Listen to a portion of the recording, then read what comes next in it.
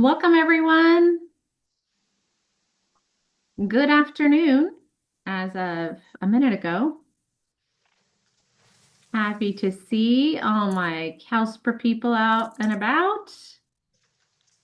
This is going to be a good one, guys. I'm glad you're spending your lunch hour with us. You are going to walk away with so much good stuff. Every time I get to poke into one of Chelsea's sessions, I always feel like, even if it's for 2 minutes, I'm like, oh, yeah, I should try that. I should do that. Love it. Well, thank you, Trinette. Way to set it up to be really, You're going to be able hopefully to everyone meet gets every it. high expectation I have for you, Chelsea. I have no doubt. Thank Before you. we get started, I'm going to embarrass her a little bit more by talking about her as a speaker. But just in case you didn't know what you signed up for, you are here to talk about essential elements to crafting user-first websites. And it is super important, especially I found because I used to work in tech for a company that designed websites. And I realized when I moved into schools that we have a really deep connection to our different departments in school systems. And people, it's really hard for them to let go of that for your public facing, house, if you will. Like people are like, no, we must have ed services. And I would question them and say, but what does that mean? How do people know what is included in that? And how do they find it? So I'm super excited that Chelsea is going to be speaking about this. And now more about Chelsea. I'm sure many of you have met her at Calspera. She's been with us. Is it the last 2 or 3 years that you've been Three asked to years speak? speaking, 4 years attending. All right. Uh, 3 years a speaker at Calspera Conference. As the Vice President of Integrated Marketing at CEL Marketing PR Design and a boy mom of two, Chelsea is a school advocate and helps organizations bridge the gaps between communications and technology. Oh, there they are. Communications and technology. She is always on the go, working to enhance school PR, marketing strategies, and design websites that are creative, effective, and lasting. She's respected within the field for helping schools tell their story and interact with stakeholders by using effective communication tools and technology. And without further ado, I will hand it over to Chelsea. But first, Chelsea, can you let us know, would you prefer that people wait until the end to ask questions, or should they put something in the chat and I can monitor the chat for you? Yeah, I am cool with whatever you guys want to do. If it's going to be a longer answer, let's put it in the chat and I'll come back to it at the end. And I'm happy to stay on for however long, knowing that this is recorded and being sent out as well. But I have the chat up, Trinette has the chat up. If it's a quick question or you want me to go back to explain more, feel free to jump in, raise your hand in the chat and say, Trinette, stop her. We will do whatever because this is for you guys to get out the best information you can. So thank you for that introduction, Trinette, and I hope everyone gets good takeaways. As she said, I'm Chelsea Janke. These are my boys. I realize that this photo is getting kind of old because I am now almost the shortest one in my household. They're 12 and 9, and my 12-year-old wears men's size 12 shoes. So I am being outgrown very, very quickly by these boys who need to stop eating or I need another job or something. But I am an ambivert, contrary to my speaking gig that I do for CEL, and a caffeine enthusiast. So hopefully everyone has their caffeine. I try to pack a lot into my sections and give you a lot of takeaways. My information will be at the end too. So if it wasn't enough for you, I'm happy to have other conversations as well. So this is actually a callback from 2025's Calspera, and I did speak just a short, what was it, a month ago, Trinette, at the 2026 Calspera, which was always a fabulous event. It's one of my favorite spras in the US to go to. But we actually started the 2025 by putting out a poll on your app asking what areas of your website do you need to work the most on. And this was some of the stats that came out. It was super interesting to me to see that no one really felt like mobile friendliness was something that they needed to work on, because as we got to the end of it, I asked people to raise their hands and they started thinking differently differently about what mobile friendliness meant and how people are finding content, and it kind of rose up a bit. And then this year, my entire presentation was on AI driven search optimization. So I'm going to work some of that in here because we've had some changes over the past year as well. So the first bullet we're going to hit on is creating logical, data driven, and intuitive navigation. If you think about going to a grocery store, and every time you enter those doors and you want to go get a loaf of bread or milk or something that you get on a regular basis, what if they move it for you? Sometimes it's at the front door, sometimes it's in the back. Sometimes it's to the left. It's almost like if you've ever been in a Five Below where you go in and you're just like overwhelmed because everything changes. That can be really frustrating, or you have to spend extra time doing that. And so think about your websites. When someone comes into your website, the front door of your organization. If you work for a school district, maybe you work for a SELPA, maybe you work for a county office. What are you doing that gives them so that they trust that every time they come in, they know where to go and what to do? We're even changing that mentality and saying, instead of making people go and find it, they're actually out there already doing their own little scavenger hunt to find the best answers to their questions and get there faster. So are you creating a central source of truth within your websites that's only found there and pulling pieces together? So when you walk in that front door of your website, you've pulled together the answers to their questions and created a hub of influence. Or are you making them go on a scavenger hunt to find it all? And so, as we think about this and we're starting to talk about it, what is the key to success? Is it something that is really easy to find? Is it that we're hitting those tactics really hard first and our departments have their center of influence? Or is it truly understanding that you or whoever you're speaking to is not usually the target audience that you're trying to talk to? Because if you're putting all of your work into department pages, that's not who you're speaking to. Your audiences or the individuals that you're speaking to are coming at it from a different mindset than your internal departments are. And so if you spend all this time, money, and resources, these little kiddos or your audiences are going to use other parts of it. So why did I spend all this money on this great playground system that they find other ways of doing? And everyone loves a kiddo, so it just makes you smile. So as you focus on your different audiences, review those facts and not the feelings always of your internal departments, but the facts, removing those acronyms. Get outside of your org chart, get outside of your own jargon, and really start with actively listening to the true audience that you're trying to speak to in that instance or is being written for. You may have also a secondary audience. So this was a great workshop item that we did with the San Diego County Office of Education, is we did some active listening to truly say, what are the questions or what are the frustrations that they're having with the current website as we were headed into the redesign? And these are some of the things that we heard. And when we actively listen to them, it's like, oh my gosh, it was so easy. It's right here. Well, yeah, if you know from an org chart that it's under this department, which is a subset of this department, or these people, they administer it. No one cares who administers your fingerprinting. They just need to get their fingerprinting done. So how can we get them there faster?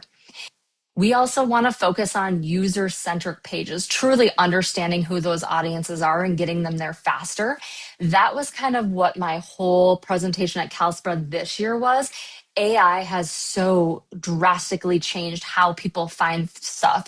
We have search engine optimization, which we've been talking about for 10 plus years. Now we have what's called AEO, answer engine optimization. People are asking questions and getting answers and then going to websites to find those answers. Then we have GEO, generative engine optimization, which is a combination of pulling together pieces of facts that pull together those answers, those informations, and then they're going in. So it's almost like rearranging that grocery store to give them the best of everything that is generating together instead of even having to go to websites. People are using things like Chat GPT and ever clicking off and going to a website. They're just taking that as fact. So how are we building up the authority of your websites to answer those questions or to generate those answers in the way that are truthful and factual? And then we need to look at other ways. If you were around and had universal analytics inside Google Analytics, it was a lot more user friendly to use. Now we have Google Analytics 4. It's been around for quite a few years now, but it is cumbersome and you have to really understand how to use it. There are other tools that you can use. Some of them are also paid. You can get some free versions of them. Hotjar is one that's worked really well. We can use that for things like exit surveys, and I'll give you a couple example of those. This is an example that we used with Eden Prairie Schools. Dirk Tedman and I actually in 2025 also spoke about this at NSPRA. And so before we ever moved forward with their website, we put out an exit survey that if someone was leaving, it would prompt them. And if you're doing an exit survey, the biggest thing to realize is that people don't want to spend time. You get one question and one extra answer. So it was, did you find what you were looking for? Yes or no?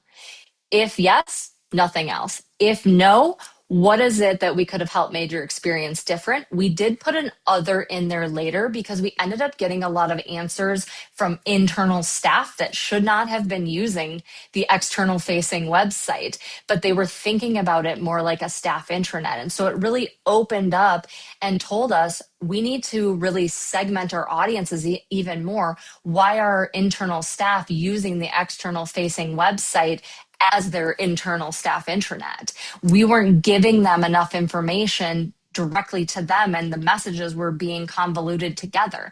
So we needed to be really clear, and that actually transformed their strategy to go completely audience based. If you go out and take a look at their website, they always say in the upper right hand corner on a desktop, and then on mobile it's across the top, what audience we're speaking to for that piece of content. Is it current families? Is it new families? Is it staff? Is it career or job development? And we're very intentional on that as well.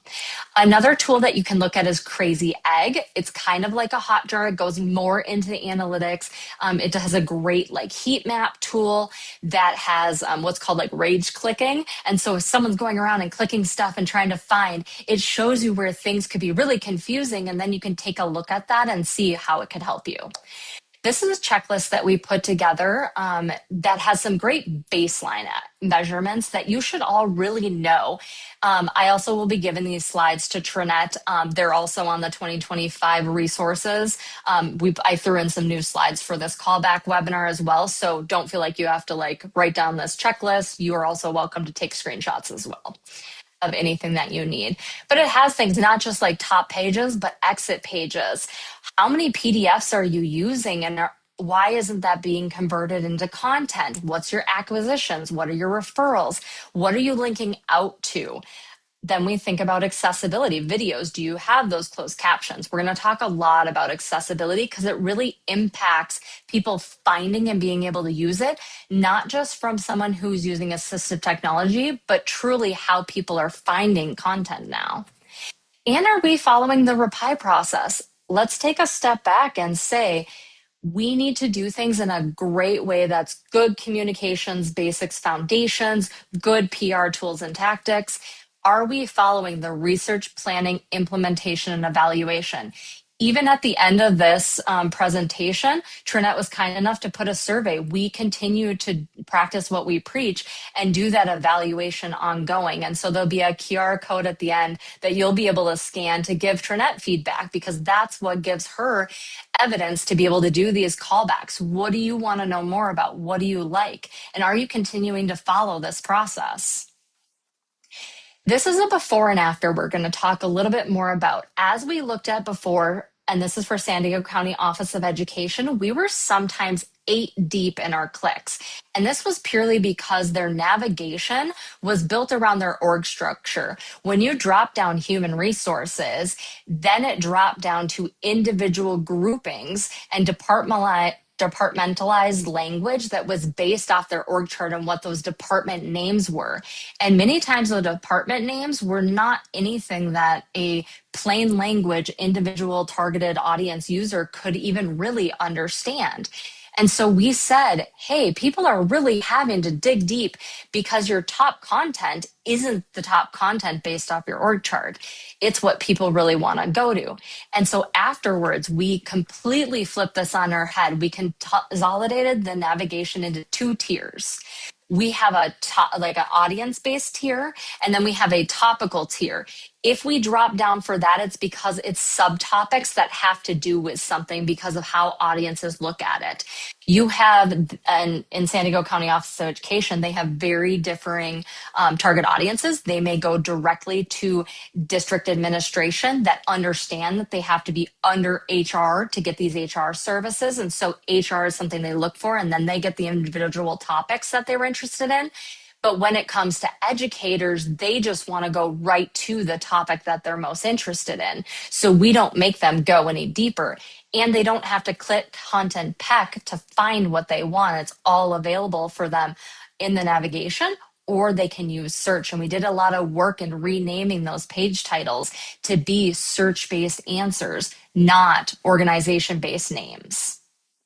We also looked at those top pages having quick access right from the homepage. The fingerprinting example, that is something that every single week someone was going to. And so instead of making them even find that that was a service for district administration, we put it right there. Another one was credentialing. It's right there and it's forever available to them, not only on the homepage, but in the quick links drop down. That's they can get to there from multiple ways, but it's right in front of them.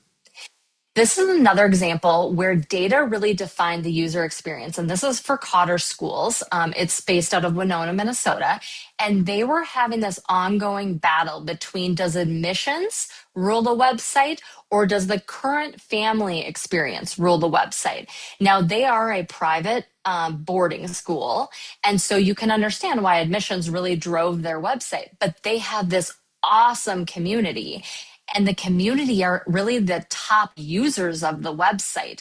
They're the people who are coming there to think about going are given direct access to it. And so we used a lot of the fact finding that we did to determine, you know what, we can use one website instead of having like a subsite and the main website. And we can pull those things together with two different navigations, but they're topically driven. They are for the individual users. If you're coming here for admissions, all of your main pages you need to get to are on that upper left-hand corner on desktop. If you're coming as a family, a current family, those family links are right there for you. And then the main navigation walks you through that user experience and makes it really easy for both of those audiences to get what they want. They also had a unique opportunity where they merged with their early 16 months to 4 years. And then they had the grades 1 through 12. And so they needed to merge together and they had different campus names. This is where branding terminology can be great. It can also be a detriment. As you're thinking about what you're calling things, is it in plain language? St. Teresa's campus does not tell me that it's for grades 5 and 6. That is purely a branding language. So we need people to not have to understand our branding language to be able to get there really quickly. So we did this combination where it has the campus name, but it also says the levels that it's for.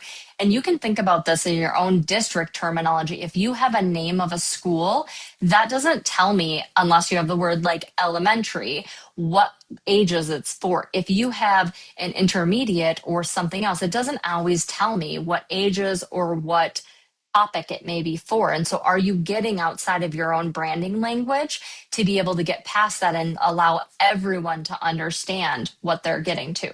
So that brings us into, I'm going to talk a lot about plain language. Plain language is something that comes and is highly talked about in accessibility, but it truly just creates clarity for all people. It makes it understandable and translatable, equitable, and accessible. Translatable is something that I think people don't always think about when they think about plain language. Just because we think something is able to be translated doesn't mean that the intent of what our meaning actually translates in another language to the intent. I actually had a really great example of this happen live. And so I've actually removed that slide. I worked with a translation expert in Spanish who helped me put an example of where it went English to Spanish. And then we went back to English to show that the intent of what we were saying changed. Someone actually asked me to evaluate that slide during one of these presentations because she said, actually, the intent of what you're saying is there, but because the person that I worked with spoke a little different version of Spanish and came from a different background than the person who had asked me to reevaluate that slide, it was a great conversation that we had afterwards. I'm like, hey, can we have a three-way conversation about this? Because she's like, actually, it did have the right intent the way you did it, but for the other person it did not. And so you never really know. But if we bring it back to plain language and ensure we're not using advanced words, jargony words, then the intent stays, and we're ensuring that when we translate it, we are continuing to move that forward. These are two examples that I like to bring up. It really came out of COVID, where we were talking about persistent cough, a cough that won't go away. Like persistent is a pretty advanced word, or profound fatigue. Profound isn't always, and the word fatigue isn't always something that's easy to understand, whether you're translating or not. But feeling extremely tired for an unknown reason tells you what that profound fatigue is. And these are two other examples that I like to give. If it's something that you're bringing to your leadership team, sometimes they like non-plain language examples. So I like to bring this as an example that gets into the persuasion of how you convince people to want to do this better and to move audiences into action by earning their trust. This is what plain language does for us. And so this is your short little checklist: short, clear, concise sentences. Presenting that information first. If you're thinking about an entire page of content, if I came there and I had 3 seconds, do I get the biggest takeaway without having to scroll down your page and look and dig through everything? If not, then maybe we're missing the intent of that page. Include details that help the reader complete whatever task they're trying to do right up front, and leave out any details that don't help or may distract. Sometimes you might need something that explains who the department is you're working with. You can put that down to the bottom, because maybe we do need that explanation, and you could put it with the contact information, but get it out of the way from truly answering the question that's being asked by that audience, not by your internal stakeholders. So this is a good before and after example from San Diego County, where before the actual name was Learning and Leadership Services. That's where you found things like credentialing. You found things like fingerprinting. You found things that different educators might need to use. And instead, we just called it educators. It is built for educators. That's who comes there to get it. So they were actually having people come and try to use certain services that weren't made for them because they weren't educators. Changing that stopped the phone calls that were coming in. And they saw a great decrease in questions being asked, or people rage clicking because they couldn't figure out where to do, or what I call like the cycle, where they keep coming back to the first page they start on and then they're just frustrated. People were going directly to the content that they were most interested in. Another before example is they called it Teacher Effectiveness and Preparation Programs and Services. This was a super long URL as well. And this was actually one of the most popular pages, but the title wasn't optimized. They weren't really sure what the content were, and it was just a jump off page to actually get to the content that needed to be there. Instead, now it's called Educator Preparation. It's got a shortened URL, all the content's available for them right on that page, and they don't have to hunt, click, and peck to find it. And you'll see how that shortened it even further.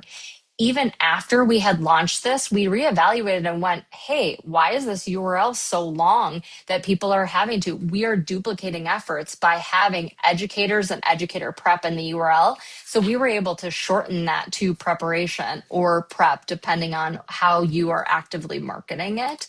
And you can get those even shorter.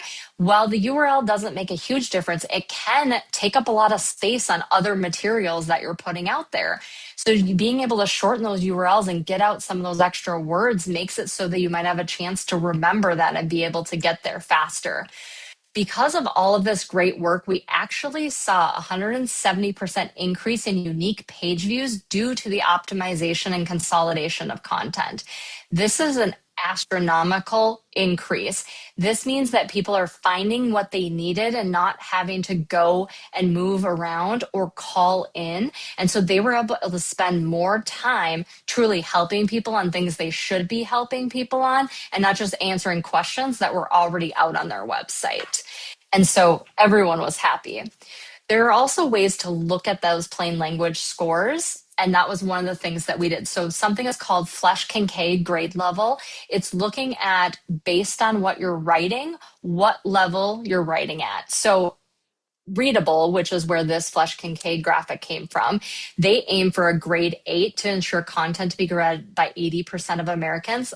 We disagree with that. We think you should shoot for grade 4. The reason behind that is because it actually makes it more translatable and more understandable. Not everyone makes it to a grade 8 reading level. You start to get into more jargon, advanced language. That grade 8, if we bring it down to a grade 4, now we're hitting a better translation, community understanding, and it makes it so that the intent of what you're saying is easier to be read. You can use some really cool, Grammarly has this actually built into it. Theirs, if you do use Grammarly, just so you know, they flip. So what on readable and like the Flesch Kincaid, the lower the score, the better. On Grammarly, the higher the score, they're better. So just know when you do use Grammarly, they have this little eye next to the score where you can click and it reminds you what's better and what's worse on the scoring. And there's a bunch of other tools out there. We have some scanning software that we use that tells us if things are like a high reading level, a very advanced reading level, and then it can actually pull out and highlight what is making that happen. I use that a lot with some higher ed clients because they love their jargon and their very like PhD language. And I'm like, no one can find you because even if you have a PhD level understanding, I guarantee when you search, you don't search with those words. We search in very plain language mentality. And so those are the titles and the words that give us content returns in our search. There's also a great tool called Weglot that can work with a lot of your websites. It can also work with other parts of things that you put out there and third-party software that you have. It is a paid tool. I'm always super transparent whether I'm giving you a free or a paid tool, but this is something that makes it easy so that if you are working with translation experts or cultural liaisons or whatever you call them, they can actually go in and help you. So they have the free translator, which is better than like Google's free translator, but then they can modify it. They're not actually going into the back end of your website. They're utilizing a layover where Weglot is, you can actually type and modify it, and then it starts to learn the translations that are happening. And then you can pick which languages you're doing that in. And so they only have access to their language as well. So that's a cool tool. Removing those jargon and acronyms. Here's another example. Before it was called student services and programs. Now it's called supporting students. So it's what they do for the person who's looking at them, not who they are. We are supporting students, and then here's all the ways that those students can get support. And it's not the actual students that are coming here. It is teachers, it is district personnel that are looking to support students. And so being really clear in your target audience, a lot of times when you start working on target audiences, you're like prospective students, prospective staff. Get even more clear in what type of prospective students, what type of prospective staff are you looking at? Who are those personas that are coming there? Where are they coming from? And get specific, because otherwise you're not truly getting into the mindset of who's coming there. And then you can always have a secondary target audience as well. So are you creating content that truly answers the questions being asked in search? And this is where we get into AI really transforming. And that was what I really talked about in this 2026 CalSPRA, and the entire session was built around. I like to use Target as an example. So we live in a world of searching to find answers. Think about the last time you used any sort of navigation in a site. Maybe it was Amazon, maybe it was Target. You put in something, and yes, it may give you the answer to your questions. I have small kiddos, so I look for Lunchables at all points in time because they're easy and I can take them with me. But maybe I asked for ham and cheese Lunchables, but they gave me 4 other types. You're not only answering the question asked, we're giving options. So when I go and search for something on your website, are you answering my question, but then going, hey, but did you know we have these three other options that you didn't directly ask for, but they might be better answers to the question because you may not have known how to ask the question in our terminology. So we're going to help you. Are you putting terminology into your content that answers the questions that may be asked differently than internally how you call them? Are you putting other keywords? Are you putting other content together? So we're not just answering the question asked, but answering the intent of the question as well. Even our social media runs on a AI world. I actually added this slide the day of this presentation because Meta in 2025 rolled out Meta AI, which is Facebook. Meta bought Facebook and has everything together, but they rolled out Meta AI as I was walking into the conference. And I was like, this is a great example. If you search in Facebook, if you search in Instagram, if you search in a lot of other social media, AI is actually trying to answer your question before giving you what you want to go to. So based on what you search, it's maybe giving you friends or posts or photos that you might have been, but it's also starting to answer your questions or things that it thinks you were asking. And so everything we do is in that more question and answer mentality. Google is even giving us our answers. How do I enroll in Eden Prairie schools?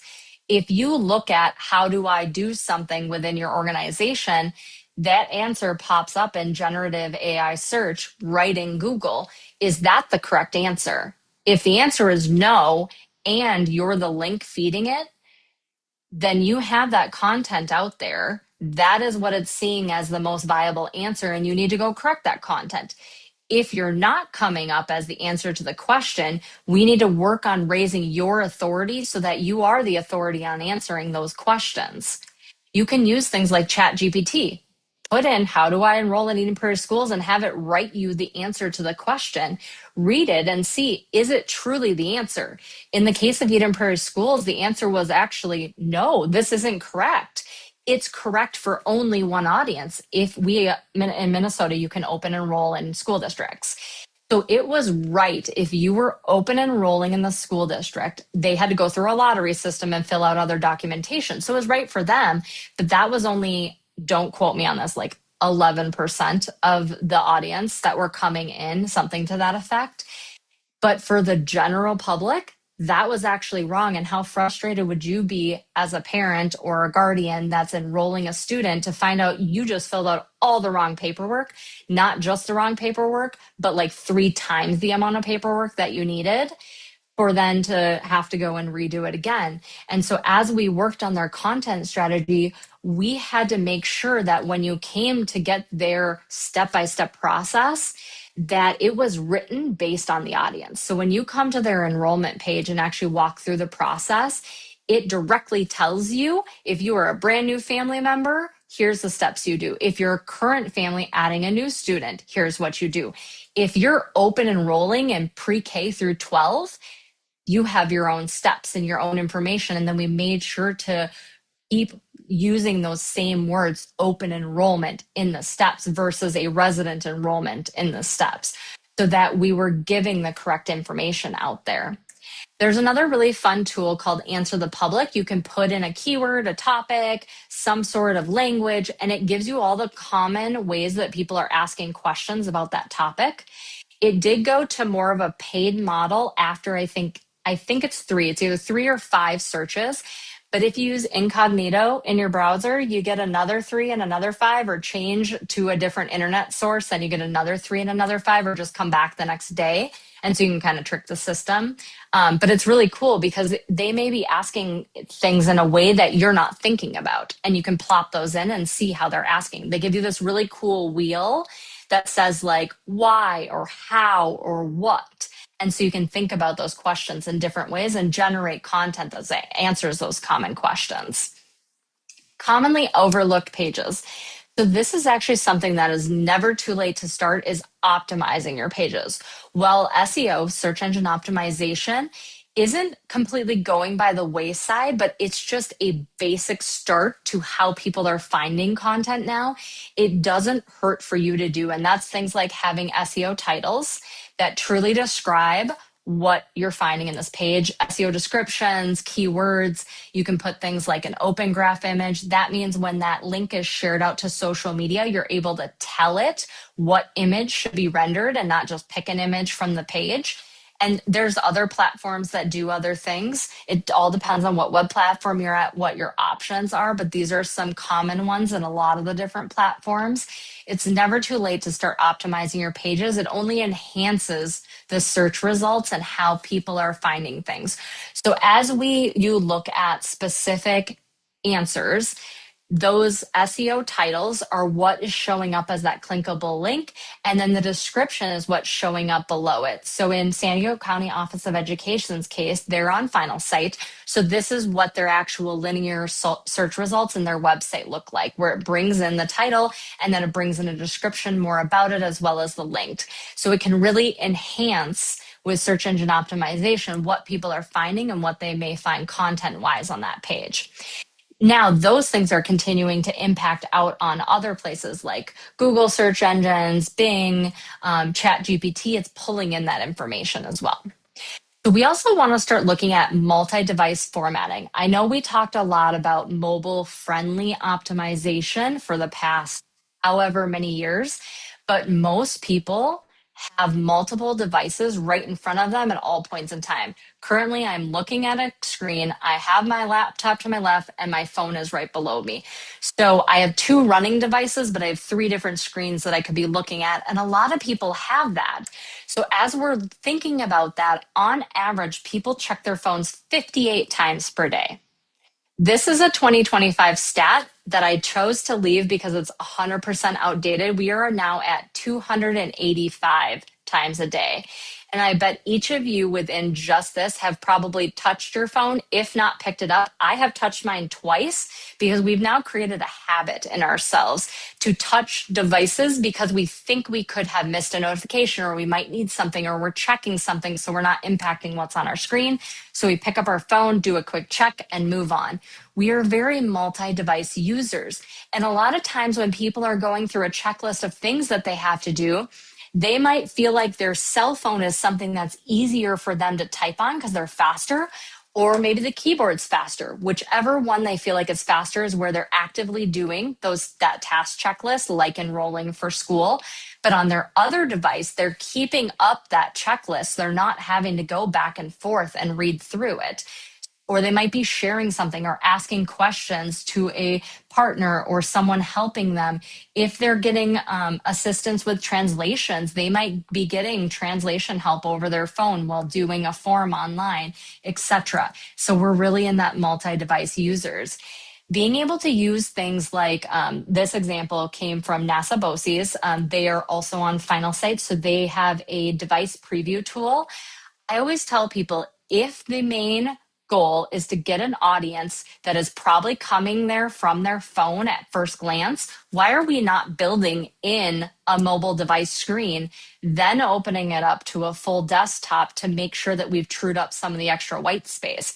Vice versa, if most people are going to be filling out a form online, maybe they're coming from a desktop computer. So we build in desktop environment and then we shrink it down to a mobile environment to make sure everything looks nice. We also want to make sure we're not suppressing anything. We want to make sure that if we're used to getting it in that area, it's not all of a sudden changing. And that's one of the reasons why we've gotten rid of those big sidebars that go all the way down the page. If you have a big left sidebar or a big right sidebar that goes all the way down the page, that's really hard because those big right sidebars on mobile go to the bottom. But on desktop, they're in the top right corner. And so to go from the top right kind of feeling to the very bottom, you almost feel like it's suppressed and goes away. And that can be a very jarring, like, I can't find it. I don't know where it is. Like, what do I do? And I don't even realize I just have to scroll all the way to the bottom. Vice versa, If it's something that's on the left and all of a sudden it takes up all of my screen, I'm like, where'd the other part of the content go? Because typically things on the left go to the top and things on the right go to the bottom on mobile. And so thinking about more of a panel mentality where it's a panel of like content and then you go to the next panel of like content. You can still have different columns in that panel, but you're not doing it all the way down the page. So it's just restructuring itself and looking a lot nicer on every single device that we use, maybe even a tablet. We can also break up long lists of content using images or videos. This is an example from a virtual wellness center. It was just a long list of resources. And I was like, that doesn't really make me want to learn about this. And it doesn't help me find it from a content standpoint. If you just give me a list of links, I don't really know unless I know what to ask to get that content. Instead, when you click on each of these, it not only gives you what the name of it is and the link, but it gives a short description that talks about what you would get in that app or that resource. So then I can choose if it actually makes sense for me to go out there. And then each of these topically rank as an individual page so that I can go and find, like, hey, I'm really interested in nutrition resources. Okay, here's all the different apps or nutrition resources I can have. Here's what I would learn in each of these. Okay, the third one is the one I'm super interested in because it's going to help me track my nutrition. And then I'm willing to click on the link and go out to a third party. But without that, I probably wouldn't have gotten there because a lot of times the names of things are so branded, it doesn't tell me what it does. Quick access to key items make for a better user experience. We talked about this with the fingerprinting on the homepage. We also did this with Stanislaus County Office of Education in an I'm looking for section that could be used on multiple pages for multiple types of things. So if you ended up in a certain topical pages, maybe there was 5 or 6 key things that you needed to find, we could put that panel in there and make it really easy. So the 6 ones that they were starting with, based on research that we had done and watching where people were coming, and we used data to inform this, is we to find childcare, credentialing, which was the same as San Diego County, locate my district. They had a lot of community members that didn't know what district they were in, board agenda items, the staff directory, and public notices. So those were the 6 that they chose. We actually took a similar step with the St. Louis Park School District, and we use this in more of an access point for families or staff. And depending on which audience we put out there, that is what the content was related to. So this example that's scrolling on your screen was specifically for staff.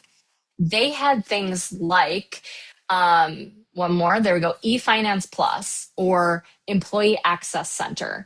Employee Access Center doesn't really tell me what you get there, but it was formerly Employee Access Center. It was bought by eFinance Plus. No one can keep track of all of that. So while we put the actual name, so if you knew you were looking for Employee Access Center, you could go ahead and get it. When you popped it up for new employees, instead of just sending us out to that, it gave a brief description about what you do in here, what you would find. Do you put your hours in? Do you do reimbursements here? What is it that a staff member would do there? Because they might not know what that terminology name was.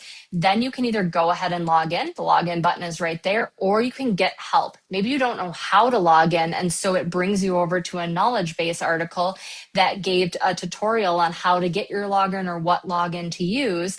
Or you could contact technology for additional phone support or Zoom support as well. So everyone is funneling through the same way. If you know what you're looking for, it's right there. But if you're a new employee, you probably don't know what any of this terminology is. And so it explains it to you in plain language. We also have these all opening in their own pages so that if you were searching, you're like, I just want to put in for reimbursement. It brings it up and tells you, hey, you're going to go to the Employee Access Center under eFinance Plus, and you can put in your reimbursement or whatever that is. And so it made it so that the website could act as our kind of knowledge-based search. So they didn't have to do as much phone support. And it really, really, really helped them. And they continue to use it today. Let's talk about a fact. The most viewed content on a district or school website last year, and this is a 2026 stat, was the weather announcement and the lunch menu. Yet we spend all our time updating department pages. Why are we putting our time, money, and resources into something that isn't our most used content and isn't giving us topical, valuable output? It's because sometimes we do things backwards. We're thinking about our internal audience needs and wishes first instead of our factual audience external needs. And we're departmentalizing instead of building a true website structure for that audience. Accessibility. Let's talk a little bit more about, we wouldn't ask someone in a wheelchair to take the stairs. So we really shouldn't be asking someone who's using assistive technology to do things differently as well. Accessibility best practices. I'm going to go through 5. There are many more. I think we're all aware that we're coming down to that April deadline. April 23rd, I believe, is the date for certain size communities. I have found that a lot of communities in California meet that 50,000 threshold. And so, and a lot of you are very ahead in this.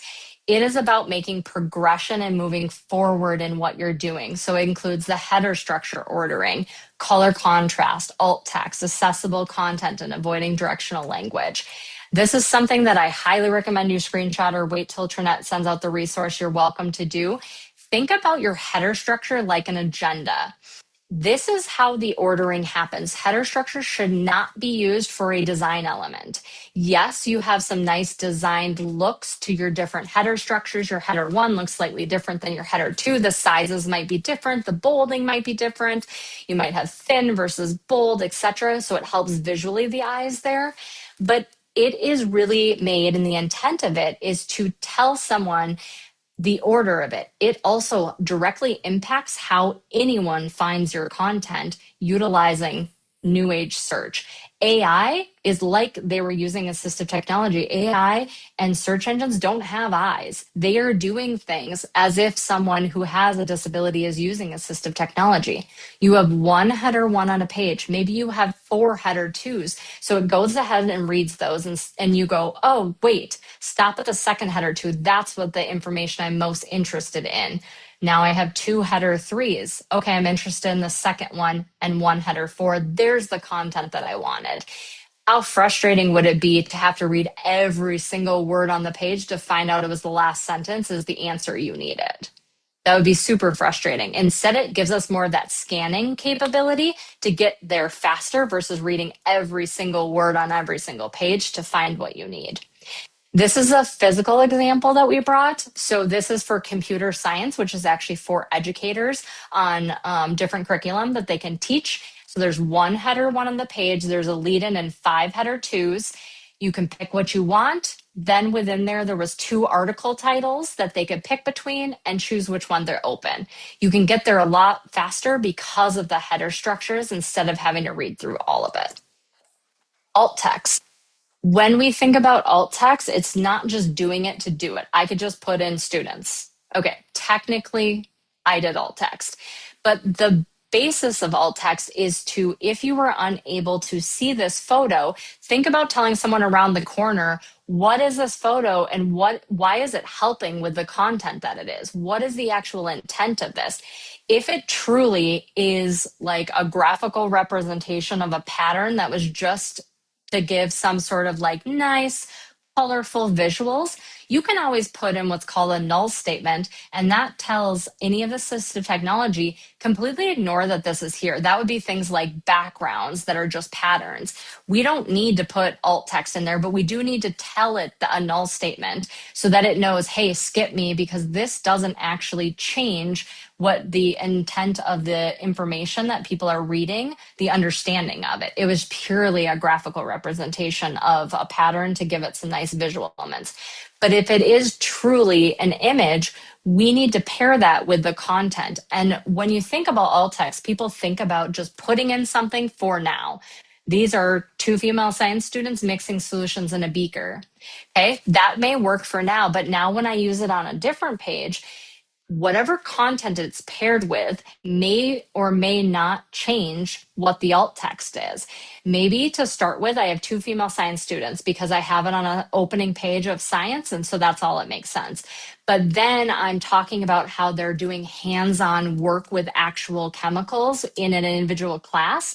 That's where it makes more sense to do two female science students mixing solutions in beaker because it shows that hands-on. I'm actually going to call myself out, and I did this on purpose. Does the word female science student impact what we're doing? Why am I using things like pronouns or calling them out? Now, you don't know where the intent of this. So this was an all-girls school.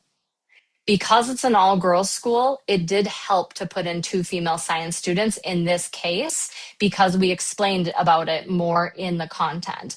But in most of your districts, there is no reason that I need to call out the gender identity of a student unless it has a bearing on the story that's being told or the other things. And I hope each of you make sure that you know what the person would like to be considered, what pronouns they like to use, how they identify themselves if you're going to do that. Otherwise, go ahead and take that out because it's just extra fluff that we don't need in our alt text because it doesn't impact the understanding of the picture with that content. And the nice thing is AI can actually help us. This is an example from ChatGPT. So we wanted to use this as an example to say, okay, we're going to drop an image and we want to see what ChatGPT gave us as a alt text. So it gave us Cambridge Isanti School staff spotlight featuring Abby, a therapy dog at Cambridge Isanti High School, smiling at the camera. It gave us everything we need. It might be a little too much now. Now, this paired with the actual social media post, we had already written in that social media post that it was staff spotlight. So I can remove that from the alt text because it was already cited. Maybe there's other things that smiling at the camera, I maybe don't need that. I could just say something about Abby the dog, and that's all I needed. And so you can tailor it. But let ChatGPT and other AI help you write really good alt text and then take out the extra parts that you don't need. Everyone's going to cringe. Yes, I am going to say rid the internet of PDFs. The actual intent of a PDF was not for digital space. The actual intent of a PDF was to give someone something that then when they printed it, it would not change and rearrange shape.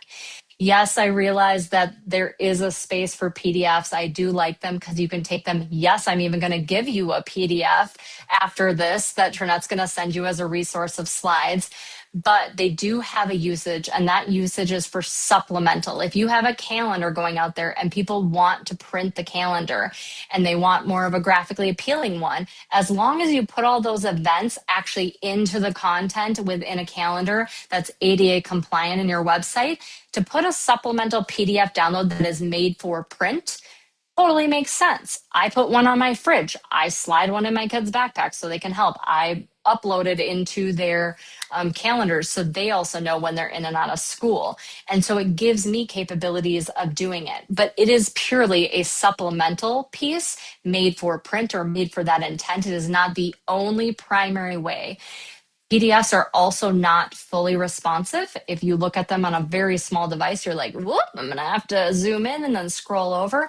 They also aren't always translatable in a nice formatted way.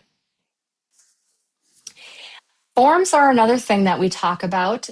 If your forms are all in PDFs, it makes it very, very hard. And so Eden Prairie Schools actually made a commitment that they were doing a lot of PDF forms and other things, and they wanted to go to JotForm to add. You can still print the form. If you want to print and bring it in, you can show up at their welcome center, but they built out all of their forms in JotForms because they were then digitally signable, can be sent in. They also received a copy of that if they wanted it as well. And so they were able to do that. It also quickened the process because the form hit right away, which activated someone reaching out if something was missing. And so you can do a combination of things like forms. Next one is avoiding, directional language. We talked about getting rid of that right kind of sidebar that goes all the way down because directionally things move. If it's that long right sidebar, it's going to drop to the bottom. Instead, if we do more of that paneling mentality, it stays within the ordering that it's used to. And so for the same reason, we want to avoid directional language. Things that are to the right aren't always to the right. They might be below. So instead, name the thing. Go ahead and take a look at the Bit Blast newsletter. in the blue box or something to that effect, instead of saying, take a look at the newsletter to the right. Identify what the actual object is. I'm going to take a quick.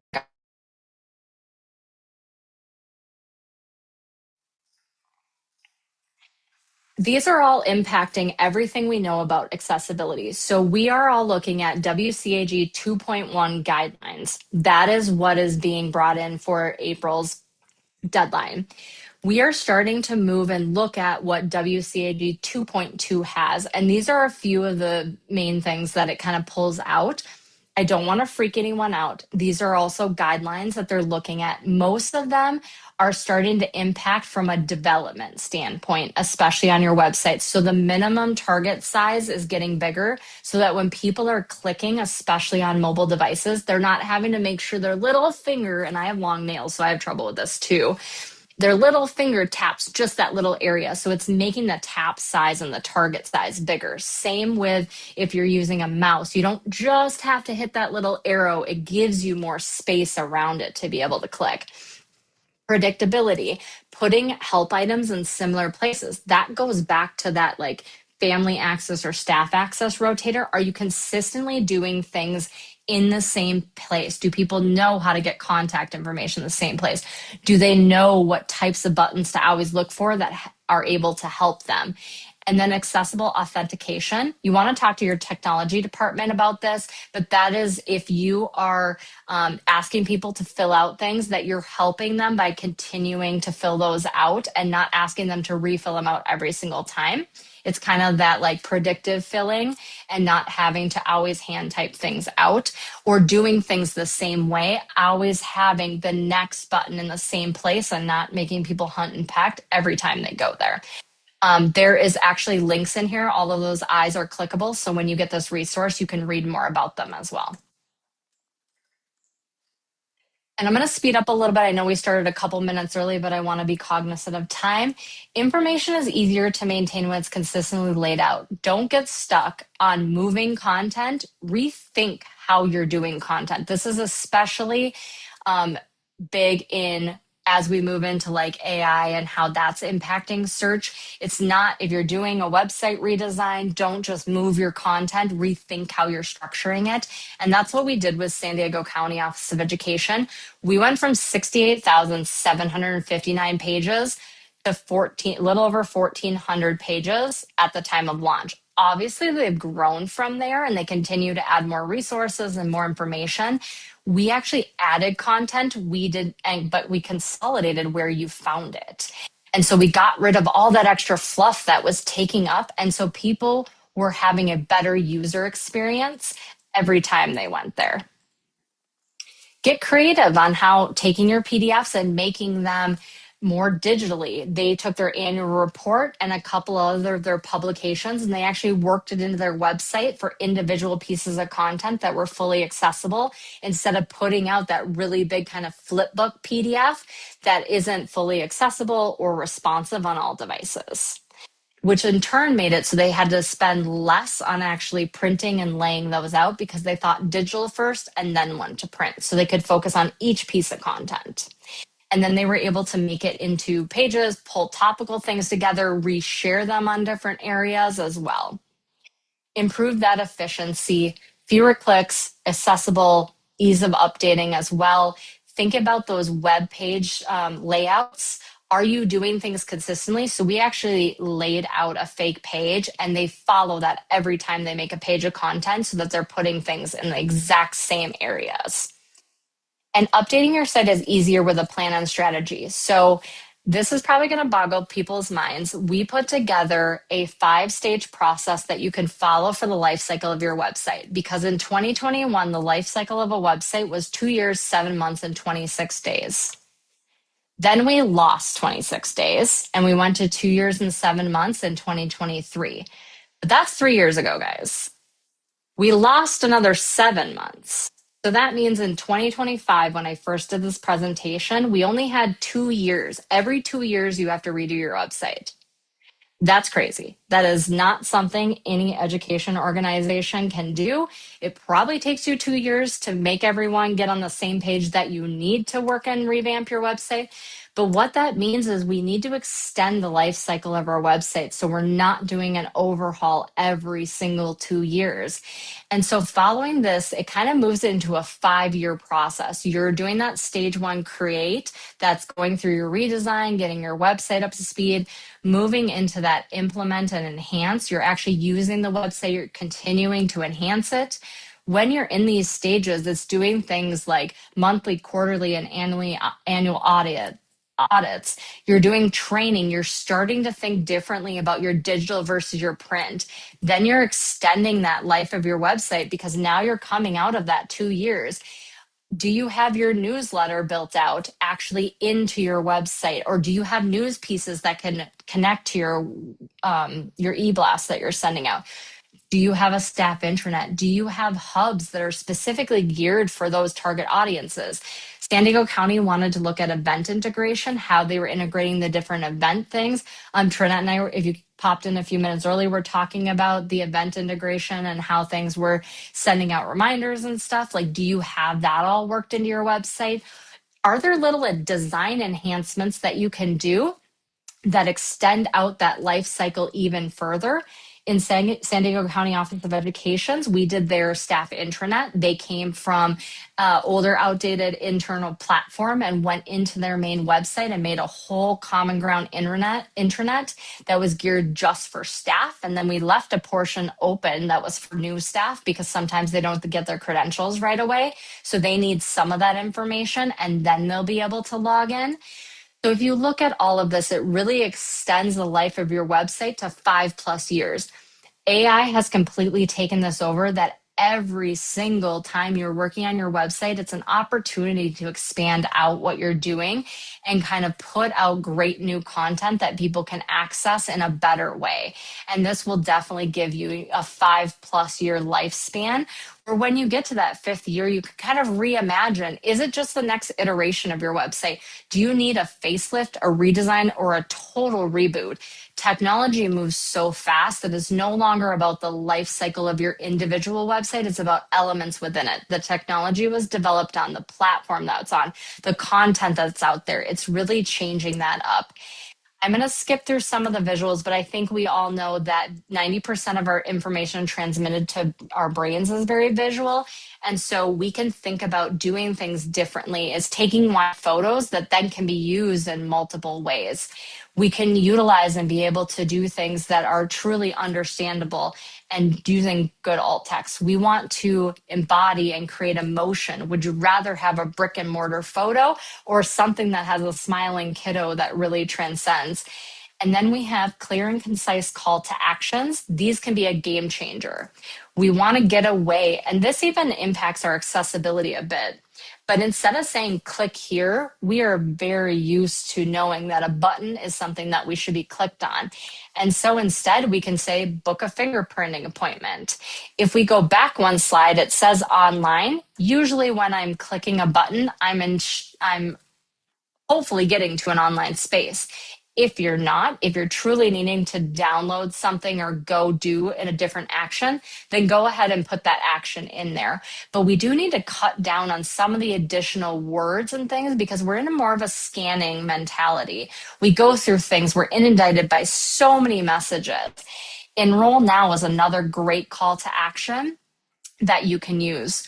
When you're doing events, what are the 2 things you really want people to know about? And if you're doing an event and you want people to register, is that registration button top, front, and center? How are you getting people there? And branding really impacts everything that we're doing, giving you that kind of trust feeling when people are coming in. This is a fun little quote that we've put together quite a few years ago, but good branding is good storytelling is good marketing, and good marketing will positively impact the lives of your community. Those visuals really do change how people value your brand, how they see it, and that you create that trust and honesty in everything that you do. So I'm going to leave you with this final checklist. It's a checklist of kind of everything I went over today. I know we kind of zoomed through the ending a little bit in lieu of time, but this is kind of a quick checklist for you. It'll be in the resource that Trinette's sending out as well, and you're welcome to use it. But we say that we're passionately committed to the betterment of business, family, and community. And I want to open it up to some questions. I'll take a look at the chat. And then I know Trinette is hoping to follow the reply process and get some evaluation. So I'm going to put this up on the screen for you. I am happy to have any additional conversations as well. If there's an area you're struggling with and trying to think about or figure out how to kind of talk to your different audience or leadership that you need to change how you're doing something, I'm happy to have those conversations. Wow, you guys, I told you it was going to be a lot and that you would have all these things that you need to take away. So I'm so glad that you put it all onto one final slide checklist. I love that. Um, do folks have questions? Let me check the chat. Just a lot I'm of just scrolling through myself as well. people grateful to everything that you Thank you. said. You gave me so many great little platforms that I'm going to check out, like the Hotjar, the Crazy Egg. Jot One, form. yes. One Yep. question I had for you was Mhm. when you're talking about plain language, I love that. I know we've been talking about it from an accessibility perspective, but when you talked about how people search for things in much more basic language than we write in, that really like was like, ah. Um, Yes. but I'm wondering if you've ever tried to use that as an AI editing prompt. Have you ever said, can you review Yep. this, turn it into plain Yeah. language? Yeah, so we have a pro account or a business account, whatever you want to call it, not the free version for security reasons too. But you can actually teach your different projects or your GPTs, they're called, to repeat tasks that you do.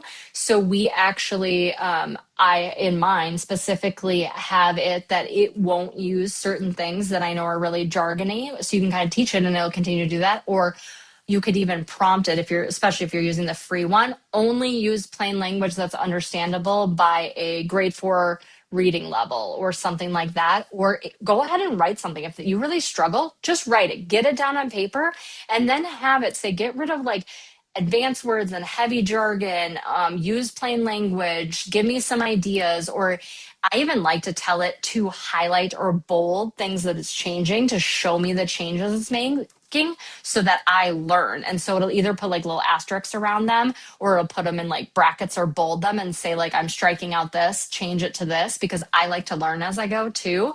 And then it Mm, helps me know why it changed that. love that. Um, I'm just reading through some others. I know you There do. What is do? one brand new tool that I literally just found last week that I thought was awesome. I'm going to try to find it super fast. If Okay. I can't, then I will send it to you, Trinette, and we can send it out to everyone else.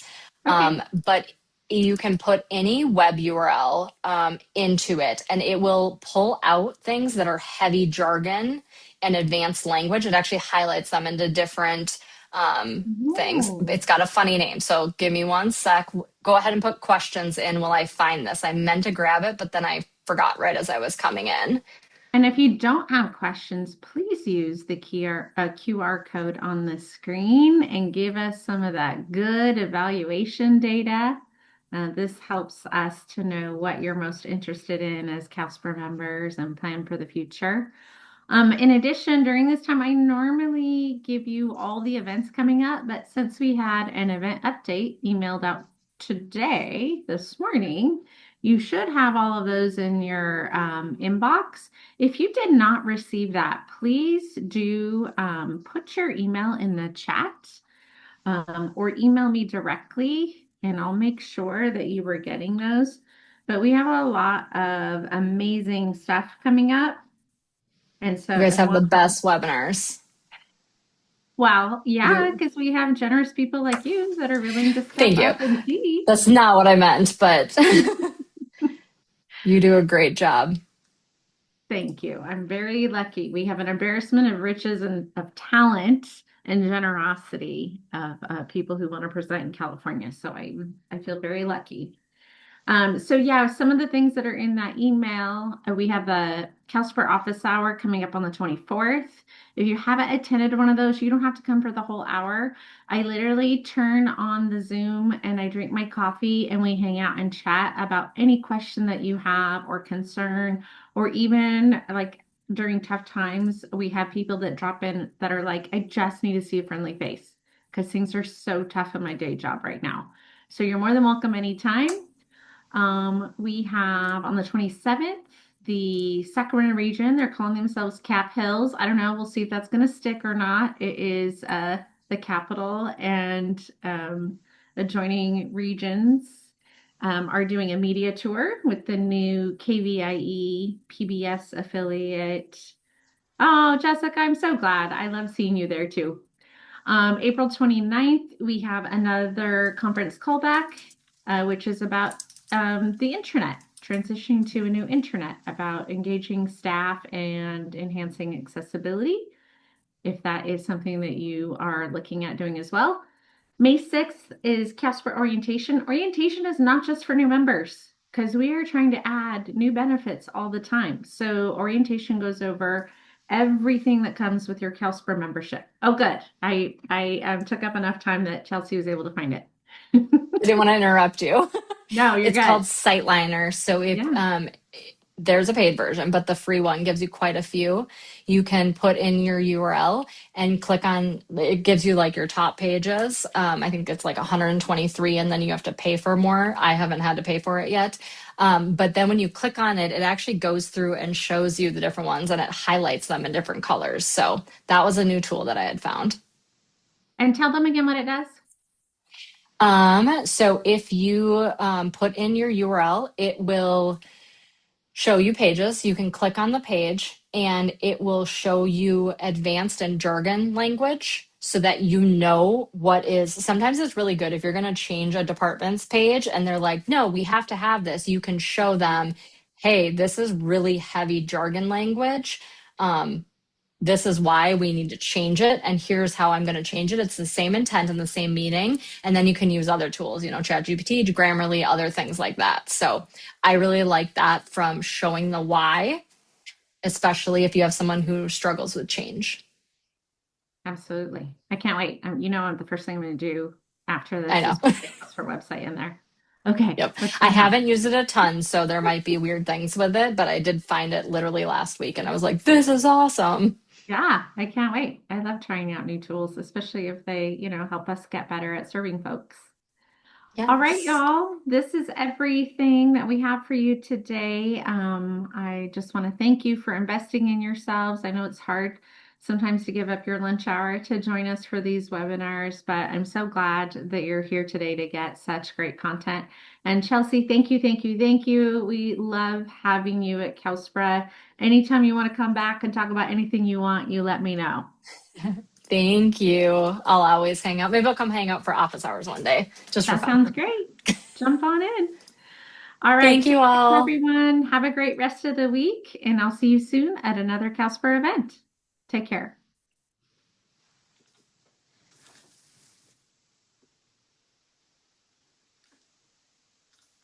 I usually wait a little bit just to see if there's individual questions. Sometimes Yeah. people are a little intimidated to ask them in front of everybody. Yeah, no worries. That's why I always stay till the host kicks me out or they tell me to leave. It seems like lately most of these are note takers. Yeah. After you hit stop Oh, recording, I do have a question for you. okay, let me do that.